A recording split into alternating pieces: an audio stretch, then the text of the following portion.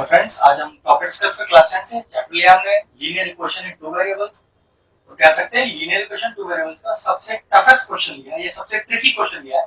इससे बेहतरीन क्वेश्चन पूरे लीनियर इक्वेशन आपको मिलेगा ही नहीं किसी बुक में कहीं पर भी। चलिए पहले क्वेश्चन पढ़ते हैं और फिर स्टार्ट करते हैं सॉल्यूशन। और जो क्वेश्चन का टाइप है वो है प्रॉब्लम ऑन एजेस। ठीक है, देखिएगा कि when the son will be as old as his father is today, मतलब अगर सन की एज अपने पापा की आज की एज के बराबर हो जाए तो उसका एडअप बैठेगा 126 इयर्स। फिर क्या कहता है कि when the father was as old as his son is today, और पापा की एज उसके बेटे की आज की एज के अगर बराबर हो जाए तो फिर their ages add up to 38 years. Find their present ages. सबसे पहले क्वेश्चन का कॉन्सेप्ट समझना चाहिए, उसके बाद इस क्वेश्चन को स्टार्ट करेंगे। और क्यों कह रहे थे कि सबसे ब्रिलियंट क्वेश्चन है। देखो, ये माना हमने सन और ये रहे उसके फादर। एक एग्जांपल लेके समझाते हैं, फिर आपको इस क्वेश्चन को करना बहुत आसान हो जाएगा। मान लेते हैं कि बेटा 10 साल का है और पापा 40 साल के। ठीक है, अगर मैं आपसे ये बोलूं, जो पहली लाइन कह रही है कि when the son will be as old as his father is today, मतलब इस बेटे को जो कि 10 साल का है, आज की जो एज है उसके पापा की 40 साल, उसके बराबर होने के लिए क्या करना पड़ेगा। आप सिंपल कह सकते हो कि अगर बेटा 10 साल का है और उसे 40 साल का होना है, मतलब पापा की एज के बराबर होना है, तो अपनी एज में उसे 30 साल जोड़ना पड़ेगा। ये तो करना पड़ेगा। अब देखो, बेटे और पापा बराबर हो गए, तो अगर मैं आपसे कहूं कि ये 30 में लाया कहां से, तो जवाब है पापा की आज की एज से बेटे की आज की एज माइनस करके लाया हुआ। तो मैं कह सकता हूं 40 माइनस 10 30, और 30 मैंने यहां जोड़ दिया। तो अब इस समय बेटा पापा की एज के बराबर है। लेकिन एज वाले टाइप में नियम होता है कि जितना इधर ऐड होगा उतना ही उधर भी ऐड होगा। ध्यान रखिएगा, अगर मैं इधर कुछ सब्ट्रैक्ट करूंगा तो उधर भी उतना ही सब्ट्रैक्ट करना पड़ेगा। तो मैंने यहां पर कितना ऐड किया है बेटी की एज में, 30 साल। तो ध्यान रखना, पापा की एज में भी आपको 30 ईयर जोड़ना पड़ेगा। यही नियम है प्रॉब्लम ऑफ एजेस का। अगर मैं को सब्ट्रैक्ट करता तो उधर भी सब्ट्रैक्ट ही होता। चलो अब जरा एक चीज को लॉजिकली देखते हैं। माना कि बेटा x साल का है और पापा y साल के हैं। अब बेटे को पापा की एज के बराबर होना है, तो हमने क्या करना है, पापा की एज में से बेटे की एज को माइनस करना है और बेटे की एज में जोड़ना है। तो भाई 30 कैसे आया था, 40 माइनस 10 करके तो 30 आया था। तो देखो, ये रहा 40, ये रहा आपका 10, तो y माइनस एक्स, और जो y माइनस एक्स आया उसे बेटे की एज में जोड़ दो। ये लो जी, जोड़ दिया। अब इस समय जो बेटा है वो पापा की एज के बराबर है, लेकिन नियम क्या था कि जितना इधर जुड़ेगा उतना ही उधर भी जुड़ेगा। तो ये लीजिए, तो ये प्रेजेंट एज हो गई दोनों की। जी हाँ, यही नियम है एजेस के क्वेश्चन करने का। और हमें उसका सम कितना दिया है, their ages will be add up to 126। और ध्यान रखना, इसी का सम हमें 126 दिया एग्जाम में। अब मैं आपको इसे प्रॉपरली लिख के दिखाता हूं। सेम केस सेकंड पार्ट का भी है। देखो कैसे, मान लेते हैं सन 10 साल का, पापा 40 साल के। अब क्वेश्चन क्या कह रहा है सेकंड पार्ट में, when the father was as old as his son today, अगर पापा को अपनी बेटे की एज के बराबर होना है तो सोचो पापा 10 साल के कब हो सकते हैं, जब इसमें से 30 माइनस कर दिया है। और ये 30 माइनस हम लाए कहां से, 40 में से 10, मतलब पापा की एज में से सन की एज को माइनस करके लाए, तो वो 30 साल हमें इस बार माइनस करना पड़ेगा, क्योंकि पापा तो बड़े हैं ना, तो पापा की एज में से 30 साल माइनस होंगे।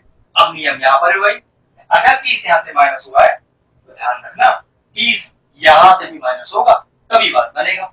तो हमने क्या माना था, बेटा x साल का, फादर y साल का। अब फादर में से क्या माइनस करना है, 30। वो 30 कैसे आएगा, 40 माइनस 10, मतलब y माइनस एक्स। ये लो जी, y माइनस एक्स कर दिया। और जितना माइनस उधर से होगा उतना ही माइनस इधर से भी होगा। अब दोनों की एज आ गई हमारे पास, उनको एड अप कर दीजिए और कितना लिख दीजिए, वो लिख दीजिए 38 इयर्स। ये इस क्वेश्चन का पूरा कॉन्सेप्ट है।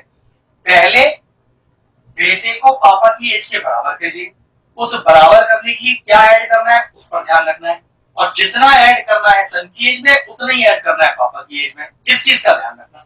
सेम यहाँ पर अगर पापा को बेटे की एज के बराबर होना है तो कुछ सब्ट्रैक्ट करना पड़ेगा, और वो सब्ट्रैक्ट जितना यहाँ होगा उतना ही यहाँ होगा। अब मैं इसे प्रॉपर स्टेप के साथ आपको लेके दिखाता हूँ। तो कैसे लिखेंगे? लिखेंगे सबसे पहले let age of son x years, let age of father is equal to y years. Case 1, when the son will be as old as his father is today. इसे पूरा केस 1 में लिख दीजिएगा कि हम पहला पार्ट सॉल्व कर रहे हैं कि जो सन है उसे पापा की एज के बराबर होना है। तो आप कैसे करेंगे? यहां लिखिए सन और यहां लिखिए फादर। सन x का है, फादर y का है। अब सन फादर की एज के बराबर कब होगा? जब y में से x को माइनस किया जाएगा, y में से x को माइनस किया जाएगा और वो सन की एज में ऐड किया जाएगा। ये तो बताया था कि जो फादर और सन की एज का डिफरेंस है वो सन की एज में ऐड किया जाएगा।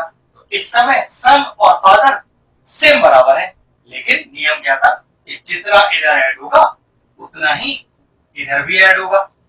अब ये एज वाला नियम लग गया कि जितना इधर ऐड होता है उतना इधर ऐड होता है, और ये हमें सम टोटल कितना दिया हुआ है अकॉर्डिंग टू क्वेश्चन डाल के हमें सम दिया हुआ है 126।